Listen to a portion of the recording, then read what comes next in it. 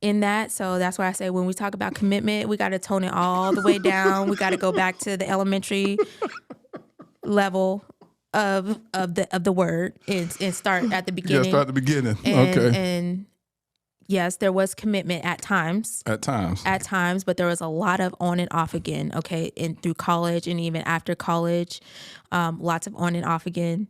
And so leading up to our marriage, we were actually off. Right, we were actually off. We were living in North Carolina at the time, 2015, going into 2016, late 2016. We went our separate ways because there was other people involved, and there had already been other people involved even in college, right? And so be specific. Other people, what you mean? Other women. So per her own mouth, right, they were on again and off again, right? And again, I'm not excusing Derek Jackson for being a slum dog, because he really is. He's a peasant. He's literally like a fly. But what I am trying to point out is sometimes as women, we see situations that we know aren't good for us, but we go and use our emotions to kind of like coddle what we already can foresee in the future not going to be good. So basically with Danae Jackson, what she did was she literally just admitted to being in a relationship, well, a situationship, according to her words, for almost 9 years and still end up marrying this guy. I mean, I guess, and again, I'm not coming from a place of judgment. I'm sorry, y'all, because I think we've all been there, like I said, as women. Not maybe to this degree for everybody, but everybody has done something against their own, like, natural instinct to say, hey, this probably isn't a good idea, all for the sake of love. I'm hoping that this video and her interview can be a learning tool for other women coming up. So Danae Jackson also detailed the fact of how she was pregnant with her child, with her first child. Remember, this is prior to marriage, but she was pregnant with her child, and she was basically sharing Derek with multiple women. I'm talking about literally clocking in and clocking out like shifts. Let me let y'all listen to this clip, and I'll come right back for further commentary. You know, he already had whatever he had going on, and so made the move. My mom came down and she helped me drive down to Atlanta. I had my own little space. Anyway, we were still engaging sexually, even though we were off, right? And so it was in this time where there was a lineup of us. We were passing each other on the stairway in and out. No, y'all wasn't. No, y'all was not passing you think this is a game. You were not passing each other on the stairway. No, y'all was. We were passing each other on the stairway. Like, this is my shift from this time to this time. So, you know, I was a willing participant in that. And this is, like, I can laugh about it now, but it's really sad, you know, to, like, what space do you have to be in to accept that? And so I dealt with it already, so I could laugh about it now, and it's funny. That's what healing but looks like. Healing, right? You look back at your old self and laugh. I'm just like, what? Yeah. You know? But yeah, no, seriously. So you just heard Danae literally admit to engaging in sexual activity with this man, willingly knowing that he's sleeping with other women, all for the sake, in my opinion, is for her to, I guess, still have a piece of him. Because I don't know if I touched this in the beginning of the video, but she did talk about her growing up and actually at a young age, at 19, being raped.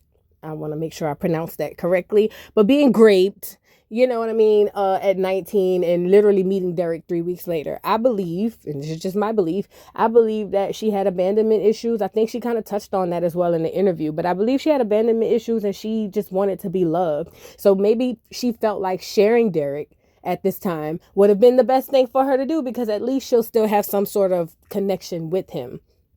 Now, fast forward, she gets pregnant. She's still entertaining all of this sexual activity while he's sleeping with other women. These are her words, not mine. I'm sorry. But she's still engaging in all this activity with this man who's sleeping with other women, mind you. And she's pregnant, and she decides to go to his mom and say, hey, look, I'm going to leave Derek. I don't have another 7 years to give him. I'm pregnant. He's got to figure it out, or whatever. Long story short, he ends up proposing to her. And she goes on to say that they got married. And even before they got married, he still cheated.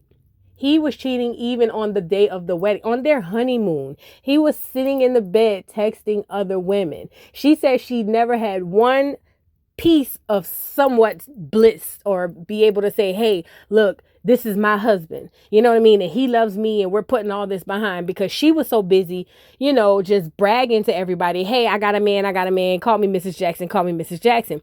And that's another thing I want to touch on. But let me let y'all hear this clip, and then we'll touch on that when I come back. So now you're pregnant. People don't know it. You're walking down the aisle. Y'all just dealt with some stuff 3 weeks prior.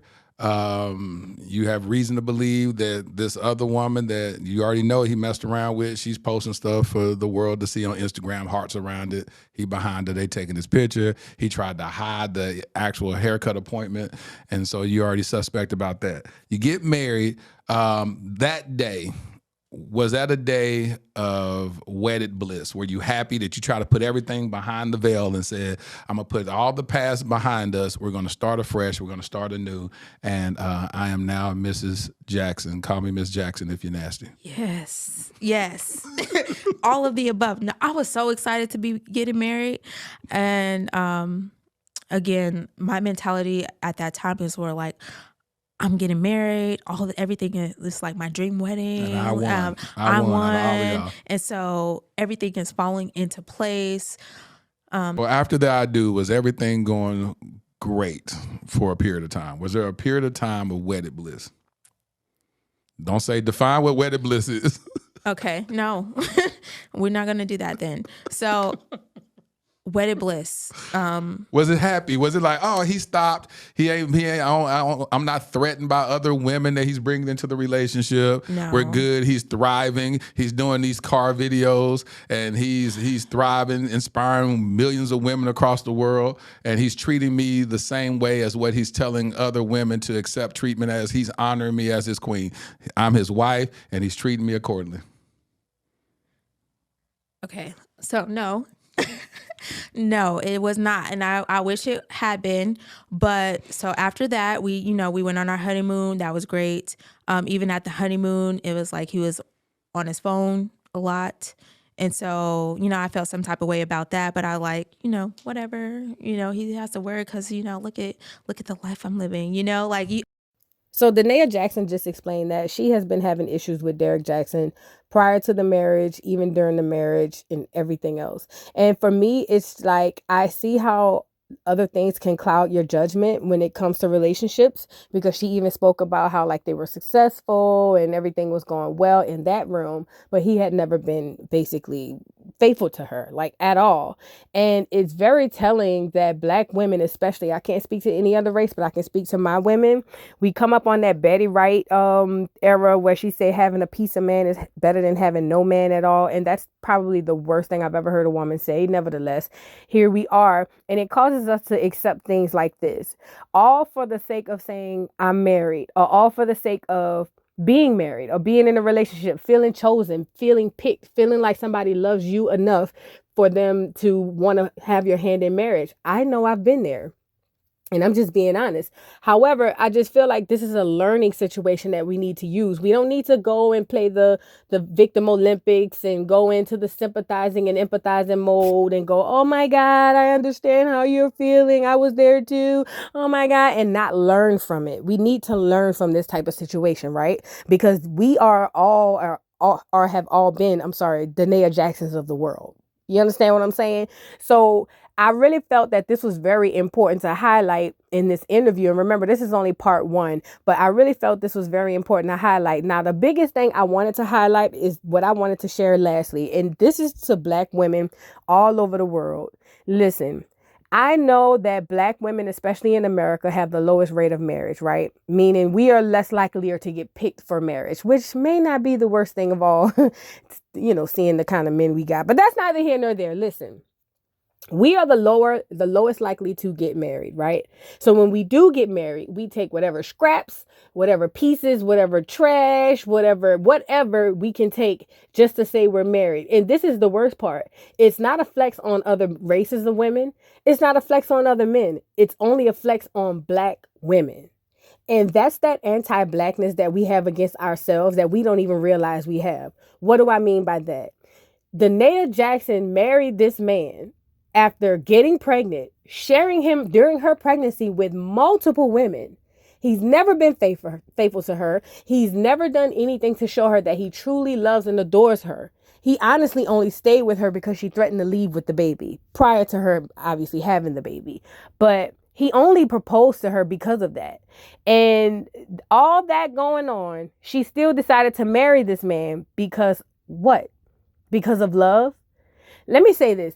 When you marry for love and love only, you are setting yourself up for failure. Love is an emotion and it is fickle. It comes and it goes. My mother and father have been married for 40 years. Do you hear me? 40 years in July. And I've witnessed their marital issues all my life, literally. So I understand how you can love someone or be in love with someone and that love fades and it comes and goes. You have to be in a relationship for more than just love. And you also have to want to be married for more than just the wedding, more than just the flex, and more than just to basically shit on other black women. Because that's literally what we doing when we do that, right? This last clip I'm going to play is basically Danae Jackson just so excited, so happy that this man got on his knee and proposed to her, even though she has been sharing him the entire 9 years with multiple different women. She had been sharing him, but none of that mattered. She was getting a ring and she was having a wedding. If this clip don't show us as black women anything, it should show us that, listen, life and love and true happiness is about much more than a wedding. It's about much more than a party. It's about much more than a facade. And it's about much more than bragging and stepping on other women to feel taller. Do you understand what I'm saying? I asked my friend one time, she just got divorced after almost 17 years. And I asked her, I was like, outside of having a ring and being able to say that you're married, what did you actually get out of being married? And she couldn't answer. And most black women in those situations can't. I will never tell a woman to not get married. I would never tell a woman to find the love of her life and live happily ever after, which really doesn't exist. Neither here nor there. I would never tell a woman what not to do, especially to tell her not to seek love and find love and enjoy the fruits of love, because love can be beautiful. But what I will tell a woman is be smart when we're making these decisions. Black women are not winning any prizes. Actually, we are losing more than anything when we're marrying these men just out of pure hierarchy in a system of other women who are struggling just like us. It is not a flex to say you married. It is not a flex to walk around saying my husband, my husband, my husband. Meanwhile, you're going through hell and high water at the house. I'm going to let y'all hear Danae Jackson gloat and glee about her doggone ring that she got that really didn't mean a thing. No pun intended, Kim Zolciak. But I'm going to let y'all hear her gloat about this. And I want y'all to take this away. If you're going to get married, marry for the right reasons. Number one, simply and only love is not it. And number two, when searching for marriage, search for a life partner. A life partner is someone that'll be with you for the long haul. Someone who will ride or die with you and also stay by your side. Correct you when you're wrong and ride with you when you're right. Someone who understands the importance of commitment. And commitment doesn't necessarily have to be tied to love or sex or romance. It could literally just be someone who loves you and want the best for you. Listen to this clip. Don't forget to like, subscribe, hit the notification bell, and leave me your thoughts down below in the comments. And I'll see you hoes later. Bye. So weeping may endure for a night, but joy cometh in the morning. All You the thought that was joy. your morning. All the joy. Do Yeah. you know the bragging that I did? Mrs. My man. Mrs. Jackson. Okay, Mrs. Jackson. Okay, if you're nasty. That was my thought. That's your thought process. Listen, I got saved. Mr. Carroll, how you give the voodoo doll time to talk? I don't get no fucking time to talk. Who the voodoo doll is? The nigga you just had up here.